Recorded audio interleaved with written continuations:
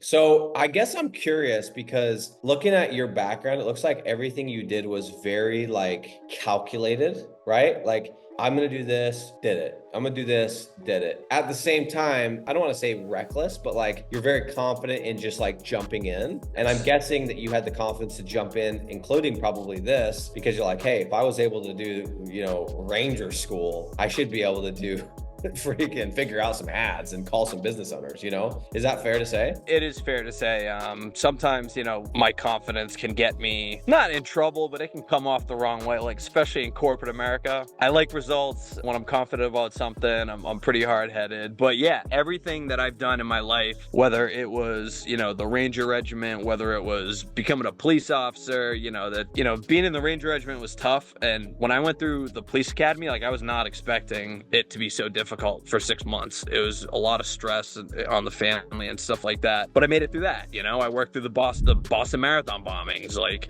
everything has kind of like built me up to be extremely confident and calculated in like the decisions that I make. I love that. So with all that professional background, bro, how'd you get into the website rental business? I have shiny object syndrome, and I think a lot of entrepreneurs do. My attention span's very short, and if something doesn't interest me, within a couple months, I'm out. And that is detrimental sometimes because I started my business, like I said, my first business was in the ATM machine space, which was cool. Started that 2015, kind of figured out, how to build a business, how to do the books, everything else. From there, then I started looking at other things. Like Gary Vaynerchuk did a piece on this where like you had this like beautiful apple tree that's producing like juicy, nice big apples, and there's tons of them. And then like entrepreneurs are like, what about orange trees? Like I'm gonna go over here and go plant some orange. Like, no, dude, like So you have true. an apple tree that's like big. That's so true, bro. That's such a good analogy too, because I do that same thing. In fact, I do it more. I've done it recently, and yeah, we'll get into that, but it's such a good analogy. Yeah.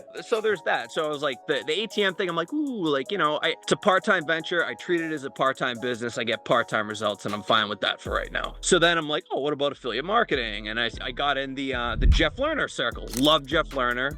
That's how I learned about you. I listened to his podcast, went through his program. Affiliate marketing spoke the most to me about, the most to me. So I started like affiliate marketing business, and I did that for like 2 or 3 months. And then I was like, man, I didn't realize how much content I'd have to create like daily, and it's super time consuming, which I was fine with, but it just didn't feel right. I don't like sales.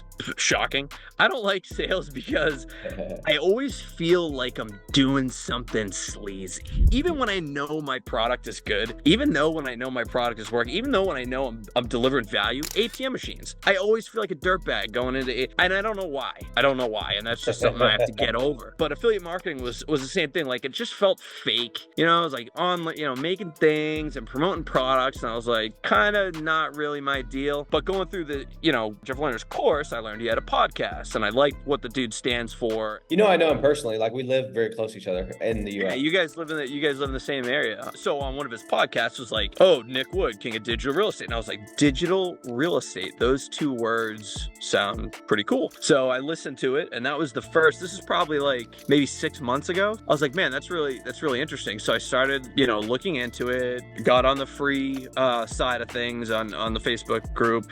And of course, typical entrepreneur, I'm like, I can figure this out. Like I don't have to go to the paid program. Like I'm gonna go figure it out, and I'll do whatever.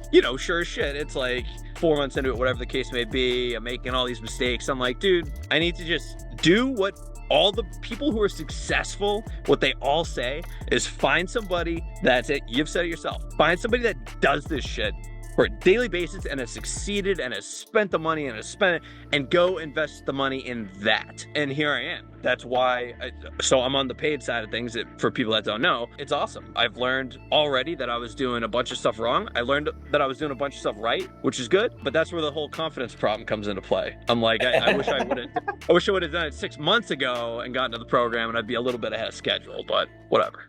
Oh, dude, so good. And Man, I think we've all done that. I know I did the same thing. I've done the same thing, right? Like you're checking stuff out and you're like, it's almost like you're scared of commitment. And if you invest money in something, then you have to do it, right? Which is the whole point. And that's why we have this group, man, is like we want people to be able to come in. And I encourage people, I'm like, yo, go test it out. Go build a website, go throw up some ads, go lose some money, and then you will appreciate what I'm doing.